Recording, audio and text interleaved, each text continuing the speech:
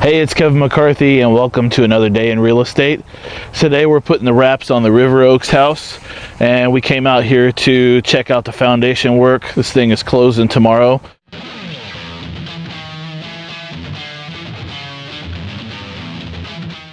So I got a question here from one of my blog patrons, and it's Billy in Pflugerville. How do I know if my foundation is bad? Well, Billy, usually there's some telltale signs, like some cracks in the wall. If they're really diagonal cracks, you'll get some exterior cracking too. In this case, there wasn't any exterior cracking until we actually fixed the foundation on this property. But this one we didn't discover until the inspection. Because there wasn't really any telltale signs except for some separation of trusses in the attic. That's also another indicator that your inspection, that your foundation might be a little bit out of level. Now, somewhat out of level is considered okay. Anything more than about 1.5 inches over a 20-foot span, definitely 2 inches over a 20-foot span difference is going to need correction at some point.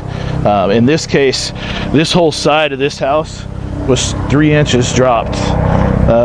Luckily, it was just the garage side, so it didn't cause a lot of collateral damage when we did the repair, making the repair on this one relatively inexpensive. It turned out pretty good.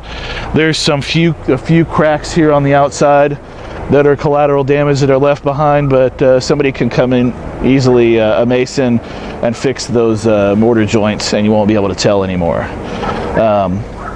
There was a small crack that went across the garage that you could fit a nickel into. That also, if you have cracks on the floor, of course, usually you're going to have flooring that's covering it. But in this case, that gap actually closed up once the foundation was corrected.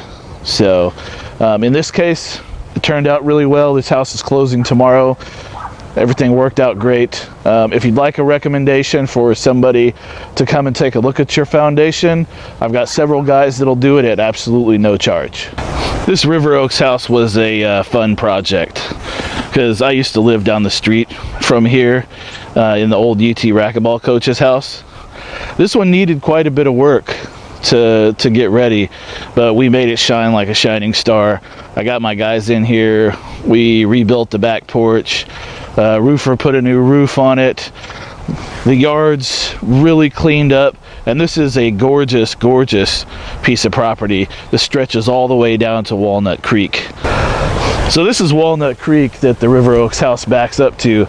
This is a really unique piece of property. A lot of these houses along here that back up to the creek, and the only kind of weird thing is there's a couple of them that are actually in the flood zone because they're a little bit too far down, and the lower half of this property is in the flood zone here.